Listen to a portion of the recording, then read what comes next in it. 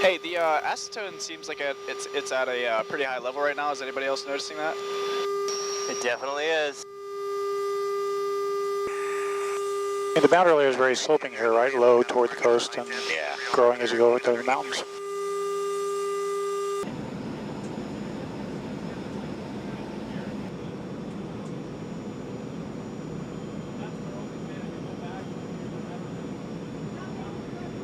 We're talking with the pilots right now. We can do another low approach of Burbank. Thanks.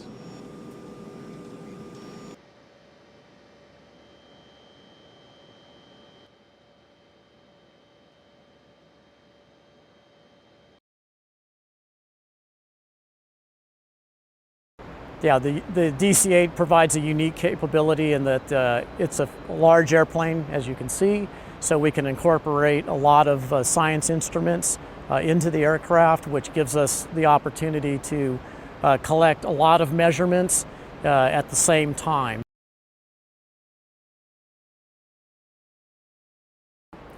Yeah, so during this campaign, we do plan on flying low. The science team will be looking at pollution in the air. And in order to do that, they need to be lower than what you would typically see in a large aircraft like ours flying. So we will be doing some missed approaches over airports in Los Angeles for some of this campaign. But we're also going to be flying low over places like New York and Chicago and maybe even Toronto.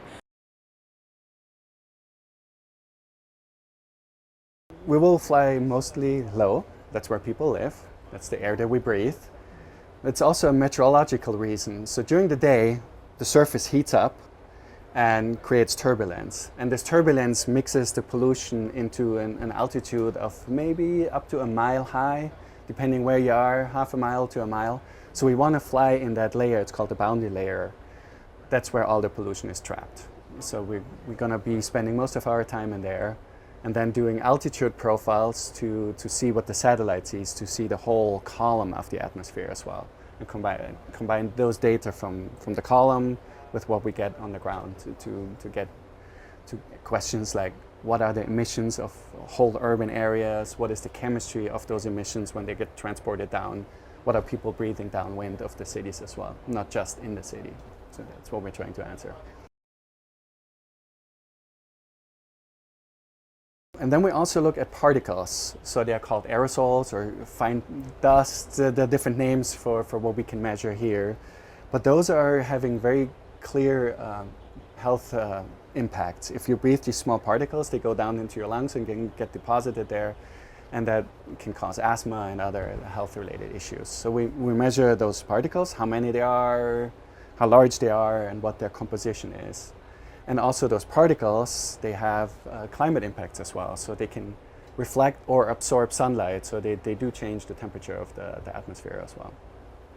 So all these things we measure.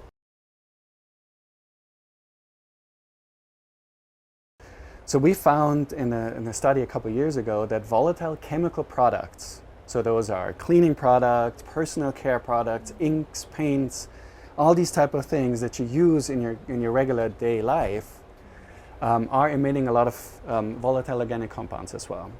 And these are basically replacing the car exhaust compounds as the dominant source of pollutants in the urban atmosphere.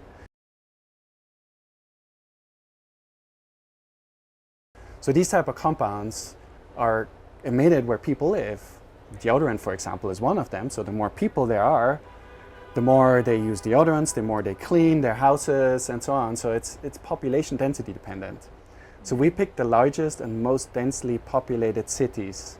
New York is number 1, Chicago is number 2, LA is number 3, and Toronto as the main targets.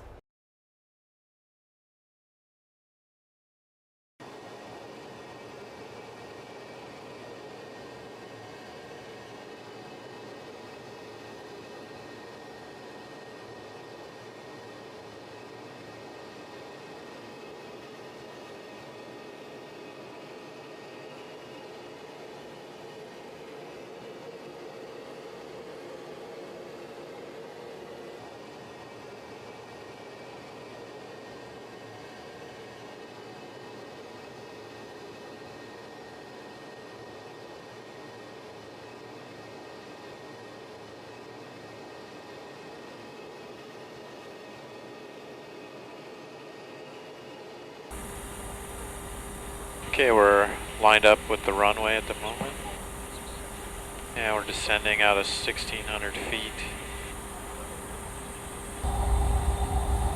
We're over the runway now. 150, 120 feet. 100 feet. CO2 to 445.